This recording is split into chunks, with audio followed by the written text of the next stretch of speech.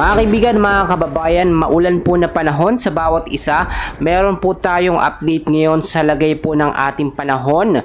Pero before that, please huwag niyo po munang kalimutan i-like at i-subscribe po ang ating YouTube channel para ma-update po kayo at monitor po tayo sa lagay po ng ating panahon. Mga kaibigan, patuloy po lumalakas ngayon. Ito pong si Bagyong Julian. At sa ilang bahagi ng ating bansa ay naitaas nga po ang signal number 4, especially po sa area ng Batanes. Inaasahan po ang paglandfall ni Bagyong Julian ngayong araw po ng Lunes, September 30 sa area po ng Batanes, mga kaibigan. As of now, ang lakas po ng hangin. Ito pong si Bagyong Julian ay pumalo na po sa 160 kilometers per hour. Malapit pa rin po sa sentro na may bugso pong pumapalo up to 190 kilometers per hour. Pa northwestward po ang kilos sa bilis po na 15 kilometers per hour. Mga kaibigan, hindi lamang po ang bahagi ng Batanes ang apektado, mga kaibigan. Nandun po kasi ang mata. Ito nga pong si Bagyong Julian. Itinaas din po sa orange warning or orange rainfall ang area po ng Babuyan Island, Ilocos Norte, Abra at Ilocos Sur. Yellow heavy rainfall warning naman po ang kasama dito po sa mainland ng Cagayan, Apayao, La Union at Benguet. Makakaapekto naman po ang moderate to heavy rainfalls po dito sa area ng Pangasinan, Nueva Vizcaya, Quirino. Light to moderate naman po ang paminsan-pinsanang malakas na pag-uulan ng mararanasan dito po sa area ng Isabela, Kalinga, Mountain Province, Ifugao at Aurora po, mga kaibigan. Kung titignan nyo, patuloy po ang pagkilos, mga kaibigan, nitong si Bagyong Julian at hindi lamang po sa Batanes ang apektado.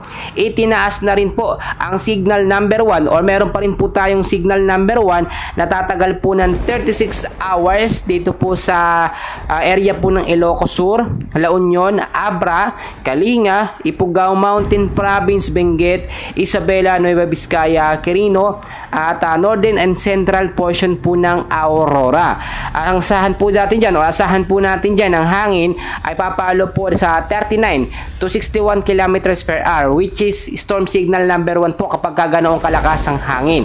Inaasahan din, mga kaibigan, dito nga po sa lugar ng Luzon din po kasama ang mainland Cagayan, Apayao, Ilocos Norte, natatagal po yung storm signal number 2 naman ng 24 hours na may hangin pong papalo up to 60 to 88 kilometers per hour, mga kaibigan, at posible pa pong mas lumakas yan sa paglipas po ng mga oras.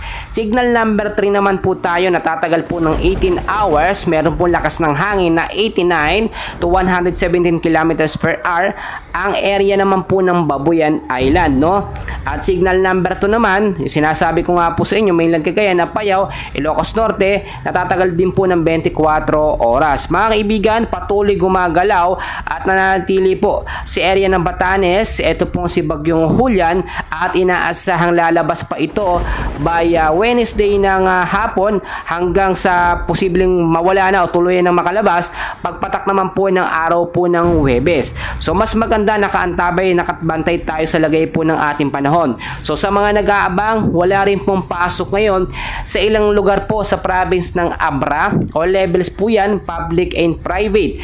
Province po ng Batanes, dahil po nakataas dyan ang signal number 4. Lahat po ng area o sa area po ng Batanes, mga kaibigan. Province po ng Benguet, wala din pong pasok, mga kaibigan, dahil sa patuloy po na paglakas ito nga pong si Bagyong Julian. Lawag City, classes po o levels, public and private, wala pong pasok.